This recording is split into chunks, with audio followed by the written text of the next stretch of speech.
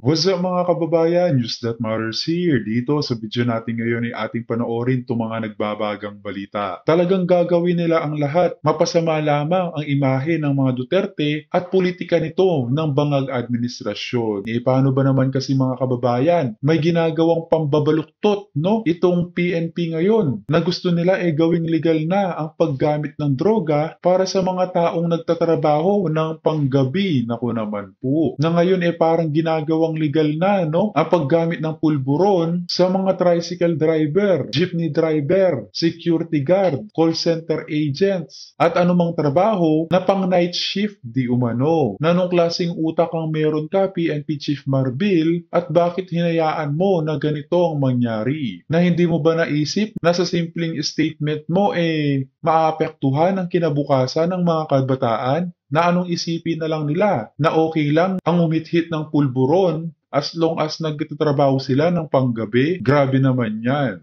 Nawika nga ni Ka Eric, kahit anong tignan, wala sa hulog, no? Itong paggawa niyong legal sa pulburon substance para sa mga night shift worker. Na kung kayong aking tatanungin mga kababayan, payag po ba kayo sa ganitong panukala nitong si PNP Chief Marbil? Paki-comment nga ang inyong opinion sa ating comment section ng ating mapag-usapan. Dahil kung ako ang tatanungin, hindi ako payag dito, no? Na parang ang nangyayari, ginagawang bangag na rin ang lahat ng sambayan ng Pilipino. Kamukha ng bangag na presidente di umano. Pero bagong lahat mga kababayan, huwag niyo po sana kalimutang mag-like at subscribe para updated ka sa mga uploads ko araw-araw. At yun na nga no mga kababayan, dagdag pang balita dito na itong sinatambali sa Bongit nag-aaway-away na, no? At hindi na alam ang gagawin dahil sunod-sunod na ang mga hakbang laban sa kanila na sisimulan nga ng INC rally tapos susunod pa ang mga obispo at paring katoliko na nagpapahayag na magkaisa din di umano na patalsikin itong si Bongbong Marcos na mag-people power na. At ang malala pa doon, hindi lahat ng mga kasundaluhan at kapulisan kanilang kontrolado.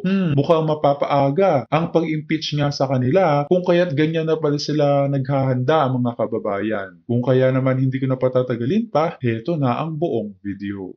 Ang binabanggit po ni Major General, retired Philippine Marines General Orlando De Leon ay itong si Jean Fajardo ay kanyang binibigyang matuwid ang naging pahayag po ni Police General PNP Chief Marbil na hindi po lahat ng gumagamit daw ng droga ay mga itatrato natin na mga lumalabag sa batas o mga adik at kriminal. Kaya dapat po mayroon daw tayong humanitarian consideration dito sa mga gumagamit daw ng droga, lalo na kapag panggabi daw sila na nagdo-duty, mga security guard, mga call centers, o kahit mga police at army o mga sundalo. Hindi daw automatic na itrato sila na lumalabag sa batas. Nagulat ako sa tinitingnan ko po sa Facebook post, piniplay ko sa TikTok ang nakaraang pahayag na ito ni Police General Marbil at binibigyan pang matuwid ng isang abogada na tagapagsalita ng PNP na si General Fajardo. Dati po siyang colonel lang nung pumasok siya dyan sa Philippine Information or sa Philippine National Police Information Unit. Ngayon siya po ay isa ng general. At sinasabi niya na dapat daw tingnan natin sa dimension ng social problem and economic problem ang mga gumagamit ng droga. At hindi daw dapat ito tratuhin na isang law enforcement issue. Wow! Kaya nagtanong si Major General retired Philippine Marines Orlando De Leon kung police pa po ba ito. Parang sinasabi na kasi nila General Fajardo, yung PNP spokesperson, at ni General Marbil na okay lang gumamit ng droga basta i-justify mo na ikaw ay nagpupuyat bilang security guard. Ikaw ay nagpupuyat bilang call center agent at ikaw ay nagpupuyat bilang tricycle driver. At hindi ka na pwedeng ipailalim sa law enforcement operations. So ano yun Ka Eric, parang ginagawa ng legal ang droga. Grabe naman yan. Kaya dumarami ang mga karahasan sa ating bansa Anong klaseng hepe yan? Nagaya na sa bangag na presidente. At ikaw daw dapat ay tratuhin na pasyente or biktima. Wow! Para lamang ipakita na mayroon silang konteksto na ginagamit daw ang humanitarian consideration at human dimension approach sa problema sa illegal na droga. Na hindi nila maampat-ampat sa pagkatanumbalik muli. Mali po yun. Parang sinasabi na rin po nila yung baluktot na kanilang pag-iisip na ito ng Philippine National Police Leadership na ngayon ay kumakalat muli sa social media na okay lang mang-hold up, okay lang mag-bank robbery. Ang justification mo dahil nagugutom ang pamilya mo at wala kang may pakain sa kanila kaya hindi ka nagbabalak na gumawa ng masama. Ikaw ay Kaya nang hold up lamang para maipakain sa kanila. Ganun pong ibig sabihin ng lohika na baluktot ni General Marbil at ni General Fajardo, ni ang kanilang spokesperson, na abogada pa naman. Ang sabi niya ay hindi po lahat ng gumagamit ng droga ay titingnan natin sa konteksto ng law enforcement. Problema din po yan sa social and economic dimension. Bagamat totoo yon, pero mali ang kanilang reasoning at baluktot ang kanilang line of thinking to justify yung kanilang totoong hangarin na ipakita na hindi makatao ang naging war on drugs ni Pangulong Duterte at naging marahas at madugo yon. At mayroong aspeto at proseso na pwede palang maging makatao. Pero ang kanilang ginamit na lohika, ayan mga kababayan ha, isipin nyo mabuti kung gaano kalaki ang pagkakaiba ng Duterte admin sa administrasyon natin ngayon. Na kung noon kalaban ng bayan ang mga adik, no? Pero ngayon parang pinapalaganap pa ang paggamit ng droga. ay baluktot, skewed, illogical, and crook na uri ng reasoning at wala sa hulog. Bakit? Sapagkat ano pa man po ang maging justification mo sa paglabag sa mga batas, iyan po ay paglabag pa rin sa batas.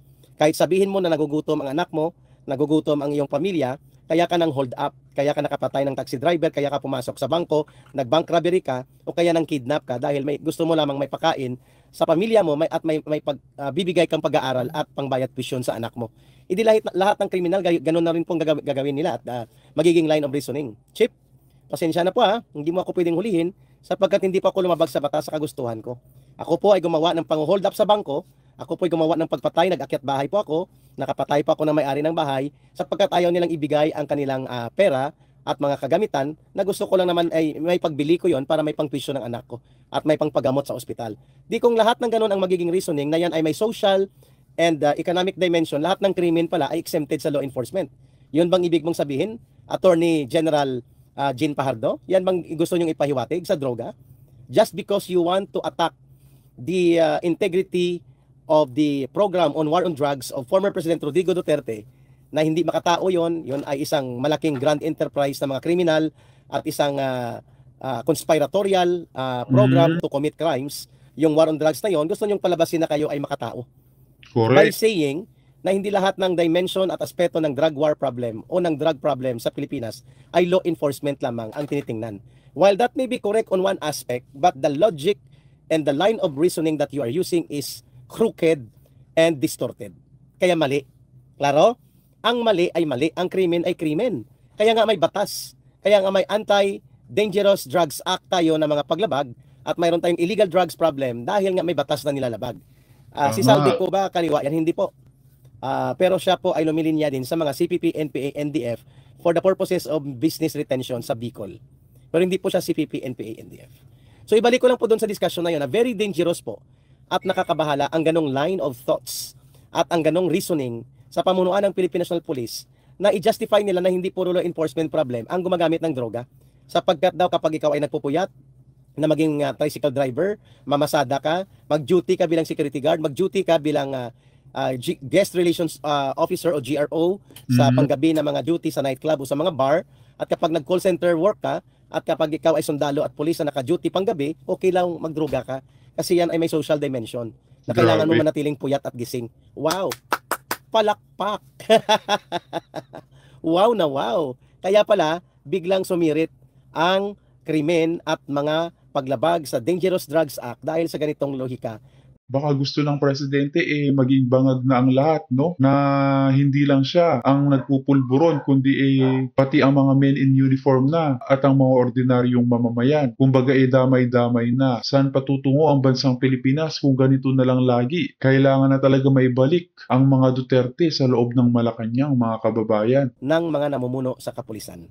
Konsentidor at palpak ang uri ng ganong line of reasoning para lamang pagtakpan na napapalpak at nabubulok po ang kanilang law enforcement program against the war on drugs supposedly na dapat ipinagpatuloy, in-improve at inayos kung may dapat ayusin mula doon sa previous war on drugs ni Pangulong Duterte. Yan ang dahilan kung bakit gumagamit sila ng baluktot na line of thoughts and reasoning na wala na sa hulog. At lumalabas tuloy na nagiging kengkoy sila. Makikita niyo po yung repost na ito at mga pahayag niya sa isang TikTok circulated video sa aking ka-Eric Jeff Celis Facebook. At tinalakay ko dito kasi nakakabahala at nakakabigla na kumakalat muli at lumalaganap ang ganitong line of reasoning na pangbabaluktot sa sense of responsible law enforcement at sa mabuting pagtingin sa kung paano dapat ipatupad ng patas at nararapat ang batas. Ayos? So I hope na matututo dito si Brigadier General at abogada pa na tagapagsalita ng Philippine National Police. Hindi po lahat ng sasabihin ng Chief PNP ay pagtatakpan ninyo at lulusutan ninyo sa pangbabaluktot sa sense of reason and sense of rationality. Kaya na lumalabas tuloy na kulukoy at kingkoy ang inyong mga pinaggagawa dyan sa Philippine National Police. Kaya basahin nyo ang sinasabi ni retired Philippine Marine Major General Orlando De Leon, police pa ba kayo? Are you really into law enforcement business? Are you still the primary law enforcement agency of this country? By the way of the crooked, illogical, and distorted line of reasoning that you want to justify in relations to the proliferation of illegal drug substance abuse. Kaya pala, hindi nyo ma-require si Pangulong Marcos Jr. na mag-undergo ng hair follicle DNA type drug testing para po mawala na ang lahat ng agam-agam at magkaroon po ng clarity of issue sa iskandalo ng involvement niya sa drugs. Okay? Ano daw ang ibig sabihin ni nang nakita-kita mga retired generals at police kay PRD sa Davao? Wala. There's nothing to be so anxious or worried about that sapagkat normal po na ginagawa ni Pangulong Duterte na magtipon-tipon ang mga dati niya mga police officers and officials at pati na po ang mga AFP retired officers na naging malapit sa kanyang administrasyon. So, nothing new about that. Hindi po ako nag-graduate sa UP. Ako po ay nag-graduate sa West Visayas State University. WVSU, isa po siyang pangunahing regional state university sa Western Visayas na nakabase po sa La Paz, Iloilo City. Ayun. Watching from the Middle East. Thank you kay Eric sa pagpapaliwanag mo from Diony Capilastique. Okay, klaro tayo ha. At dito sa video na to mga kababayan, ating panoorin sina Miss Cady Binag at Madam Maharlika na nag-aaway-away na mga kababayan. Itong mga mismong kamag-anak di umano, no? Nila Tambali Zabonget. At dumagdag pa sa sakit ng ulo nila ngayon, itong rally ng INC at ang mga di makontrol na kasundaluhan na gusto ng mag-aklas dito sa bangag na administrasyon. Ating sabay-sabay na panoorin to mga kababayan. And I'm going back there yung sa INC na rally sa January 30 na matutuloy na. Kasi apparently kasi at first may nag-post noon, 'di ba? In advance yung post before i-announce ng INC, which is today alam ko sa kanilang pagsamba, in-announce na nila 'yon. Kasi ang ayaw lang natin kasi na mapangunahan or either like we don't have the right to do it also, right? Even though meron tayong alam, hindi natin dapat pinapangunahan kung ano man yung mga organization na sa kanilang mga dapat gawin. Second to that, meron kasing nag-post na ang sabi niya, rally for injustice, ginastify niya yun. Actually, nag-comment pa siya sa section nung sabi ko, hindi po about injustice, it's a peace and peace rally, prayer and peace rally, which is totoo naman. Kasi ang panawagan naman talaga ng INC is talagang tigilan nyo na yan. Dapat tayo nagkakaisa tayo, tigilan nyo na tirahin si Sara, VP Sara. Dapat ang inaatupag ng Quadcom or ng Kongreso ay magpatupad ng batas at hindi manghuli. Diba? Kasi yun naman talaga yung pinangako nilang tungkulin sa bayan. Yun yung mandate nila. Exactly. So yun lang, sabi ko nga, wala namang problema, matutuloy yung 13, pero wag nyo lang babahiran ng, ano mo yun, dadagdagan nyo ng wording na hindi naman yun talaga yung sinasabi ng INC, di ba? Wag na tayong gumatong, di ba, na kung ano man, hayaan natin sila, pagdating ng 13, if you want to support, let's support them, let's pray with them, di ba? Tapos from there, let's see what will happen, di ba? Ganun lang naman yun, magpasalamat na lang tayo na may mga nananawagan na ganyan, na isang malaking grupo, di ba? Oo, at saka dapat talaga sumuporta na kasi yung nakausap ko ng puting ahas na talagang may magaganap. Hindi naman ito hiwalay dito sa INC na may magaganap talaga na pagtitipon. Sabi ko nga pagtitipon at nananawagan sila na pag may mga pagtitipon na ganito, may peaceful rally, movement or whatsoever, 'di ba? Dapat yung mga Pilipino ay makialam kasi hindi na nga ito usapin ng just only to what you call it, to stop the Quadcom, the Bangag administration para hindi i-impeach si Sara. Ito rin ay panawagan nila dahil nakikita nila sis, yun talagang paglulustay, pagnanakaw, high crime, smuggling, kidnapping, nang involved ay walang iba kundi yung kanilang presidente. 'Di ba? Yung presidente nyo diyan. So, yun yung panawagan. Kaya nga tama ka doon. So, wag natin i-rephrase, nakikita nyo lang tahimik yung mga INC pero nagmamasid yan mga kababayan. Na tandaan nyo, noong niligawan ni Bonget, itong kanilang leader na si Kamanalo panigurado, may mga sinabi ito na pangako na dapat kanyang tuparin. Ngunit dahil sa kabaligtaran nga ang nangyayari, hindi na rin nakatiis itong malaking reliyon ng Iglesia ni Cristo. Na hindi lang ang ang mga kaanib ang naapektuhan, kundi ang buong bansa na, ang buong Pilipino, ang buong taong bayan. Kaya dapat magkaisa na talaga tayo mga kababayan. Dagdagan yung panawagan ng INC, but Mm-mm. your group, let's say iba-ibang grupo, pwede naman kayong Mhm. magsigaw ng panawagan Yeah. ninyo. Tama na, Mhm. kung ano man yun, whatever, di ba? Kaya Yes, sa lahat, yeah. Go ahead, sis. whether EDSA, whether Luneta, whether Yes. Medjola, wherever, you can just go. Mhm. Kasi wala namang monopoly yung yung Mm-mm. pagsuporta o pagiging bayani o pagiging matapang. Wala yan, Agree. lahat tayo kasali dyan. Mm-mm. Lahat Tama na naman. nagsasalita. At saka yung, yun nga sana ako ngayong Pasko nga, sis. Merry Christmas, everybody! Happy holidays! Diba? Happy Ako, holidays, my darling! yes, ang wish ko lang, sis, yung parang, hindi na parang, yung talagang na tayo, na may mga paninindigan tayo, may kanya-kanya tayong prinsipyo, paniniwala, at karakter, is, wag na din nating ipilit yung mga opinion natin sa ibang tao. Mm. Diba? Ang importante, True. ang iisa lang yung ating laban, wag na tayong mang-insulto, wag na tayong mang-bully, wag na nating Tama. ibaba ang integridad or karakter ng isang individual. Kung ayaw nyo sa tao, wag na. Alam mo yung parang, hindi parang ako na parang, Parang wag nyo na lang pansinin, ignore, okay? Parang if you want to, ilantad yung katotohanan, lantad, wala namang masama. Then from there, tapos na. Diba? So, kasi, you don't need to prove anything to anybody if you're not doing anything wrong. And kitang-kita naman ng tao kung ano yung magiging katotohanan. And dun din sa mga bully na makukulit, na ayaw rin magpaawat. Parang listen. Kasi, wala namang mapupuntahan kung palagi tayong may bangayan. Isa lang bangayan na, kabangayan at kalaban. Yung mga isa lang ang kabangayan, kabangagan. natin. Papahamak sa ating bayan. My God, nakikita mo ba, sis? Diba? Kitang-kita naman ng ating ekonomiya ay bumabagsak. Ang stocks natin bumabagsak. Ngayon, we are overflowing with yung mga properties like development, yung Puro nilang utang. rentals now ay babagsak this coming year. Sobrang Kasi tumataas. Correct. sobrang babagsak, sis, kasi sobrang daming space available. So, kawawa ang real estate din natin. We're having problem with that. And another thing is like, kitang-kita mo na nagbenta tayo ng ginto, pero saan napunta? Tapos, Yes. ayuda tayo ng ayuda. Yung pala, ang dami nating problema. Yung utang natin, yung di ba, pinag-usapan natin, yung sa PhilHealth na sinasabi, may isang nag-comment dyan na nagmamagaling na may extra funding naman ang PhilHealth. Yung nakakalungkot na sa Senate, yung mga senator na iba dyan hindi talaga pinag-aaralan yung kanilang pinipirmahan. Hindi nagre-research, may researcher naman sila. Oo nga, hindi Yes. naman lang sila tiningnan yung utang ng PhilHealth na kulang pa yung pondong meron sila na extra. Kasi 1 parang 1 trillion ang utang ng PhilHealth. And yung pondo na, I think 600 ba? 400? I forgot na. So, just imagine kulang yun, di ba? Well, we all know na talagang yung national budget, kontrolado talaga ni Tambaluslos, which is yun nga kaya sila nag-aaway-away. Not only PhilHealth, iba pang mga ahensya ng gobyerno. Kaya sila talaga nag-aaway-away ngayon ni Lisa. Sabi ko nga kanina, I don't know kung narinig mo sa unang vlog ko, na hindi invited si Tambaluslos sa Party. Noche Buena. Tapos, yun nga, even yung mga pumunta daw doon, actually nag-message sa akin yung ating puting ahas na nando doon, ang pinamigay daw ng mga pamasko doon sa mga kamag-anak nila na ginagamit lang for political stunt na, kunwari, sama-sama sila, buo pa rin yung family, is 10,000 pesos na naka-envelope. Naka-envelope ba? Pero, hindi daw lahat nabigyan. So, doon pa lang may favoritism na naman. Kasi, Grabe, no? yun ay naikwento sa atin, dahil nga, naapektuhan yung, well, we're talking about trillions of budgets ng Pilipinas.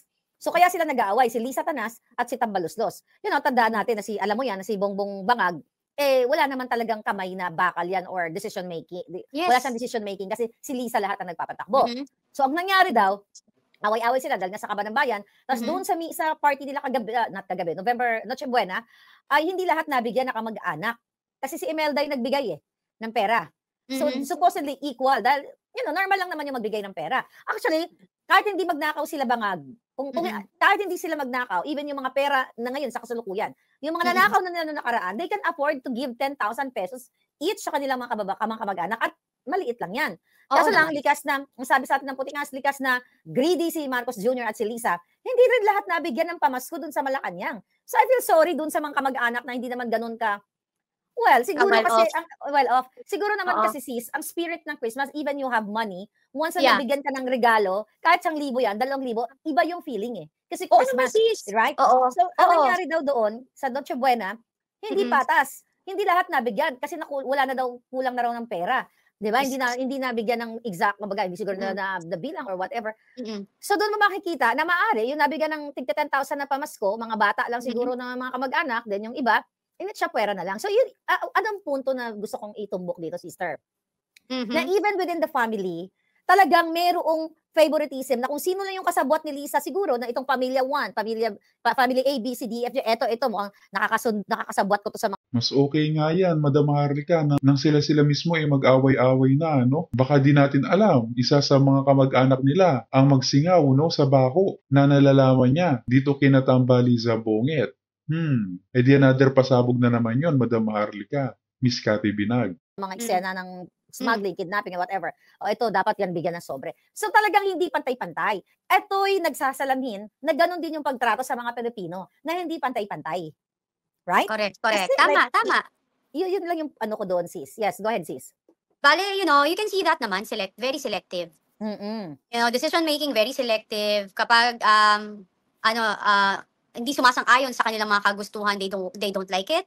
Mabubuli, like what happened to Colonel Geraldo Grejaldo. and the other Grejaldo, general, exactly. the PIDEA PIDEA director. chief. Diba, Yes. imagine, they are alam mo yon, matitinuyan, ang daming napatunayan sa kanilang serbisyo. Tapos, ang nag-contempt, saan ka makakakita? Dating Alex Bungkayaw Brigade. Alam ko may mga nagbagong tao, pero this kind of person, yan si Pandak Guano, Pandak. Meron siya Anthony NPA. Bonaparte na ano, diba, na hindi ko nila lahat ng nagbago, okay? Pero siya, makikita mo sa character niya na talagang walang hiya. Napaka-walang hiyang tao. Yun. Sana ako nga, this Christmas yung prayer ko is, hindi sana naway mabuhay ang puso ng ating mga men in uniform or mga kasundaluhan at kapulisan, ipagtanggol nila yung kapwa nila. Kasi, di ba? Okay, go sis. Correct. No, Kasi sis, alam mo yung, etong mga military natin, tsaka itong mga kapulisan natin, pinoprotektahan yan siya eh. Di ba? True. Kasi politicians sila, may mga security sila. How will you protect such people? Parang ganyang klaseng tao, yung pagkatao niyan. Na yung ultimo, yung hindi nyo napansin, yung nandun sila sa Quadcom, diyan habang inaano nila yung mga kapulisan, iniinsulto nila. Sino yung mga nang-iinsulto, sis? Tama. NPA. Alex Buntiao. Then, sino yung mga testigo? Addict. Drug Yes. dealer. Saan ka True. nakakita? Only in the Philippines. Na, why did you, binigyan nyo ng platform, yung mga anti-government, dun sa mga taong nagpoprotekta sa atin. Anong klaseng gobyerno meron tayo? Di ba? Parang it's so disgraceful.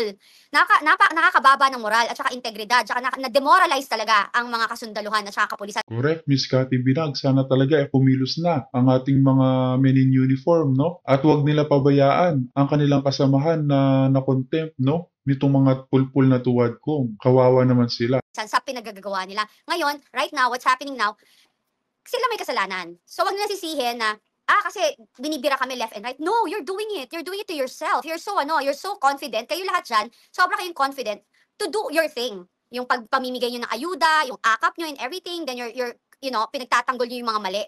So kayo naglagay sa kung saan kayo now. Punta na tayo dito sa pangalawang aspeto ng ating talakayang bayan. Bakit po natin sinasabi na konsentidor at manggagatong pa sa pagpapatuloy ng pang-aabuso sa loob ng Kongreso? Ito naging pahayag ni Speaker Martin Tambaluslos na ginagawa lamang pa daw po ni Boy Contempt, Boy Hoodlum, NPA Caldero, Paduano ang kanyang tungkulin at gawain bilang mangbabatas na bahagi po daw sa Committee and Oversight Investigation ang kanyang ginagawa. Pero malinaw po na ang kanyang ginagawa ay nagiging attack dog po siya ng Tuwadcom sapagkat sa loob po ng ilang proseso ng pagkandak supposedly ng committee hearing in aid of legislation lamang po ito, mahigit 12 na or 15 katao na ang na-cite in contempt at pinapakulong ng illegal o illegally detained at pinapaaresto nitong si Boy Sangano, Boy Hoodlum Paduano, na kilala na rin ngayon na Boy Contempt. So paano naging katanggap-tanggap ang lantarang paglabag sa saligang batas sa mga constitutionally guaranteed rights ng mga tao na naiimbitahan lamang as resource persons?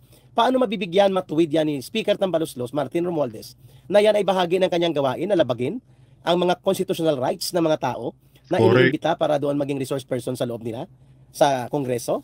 Nakaranas din po ako dyan at yan din po ang kanilang ginawa sa akin at kay Lorin Badoy. At lumaban nga ako dyan sa kanila at sinasabi ko sa aking second opening statement nung magkita-kita kami bago ako ipakontempt o i-cite in contempt nila ni Boy Tapang-Tapangan, Boy Sangano Paduano, that this committee is not above the law. Congress or any official of the government are not above the law. They are not above the law.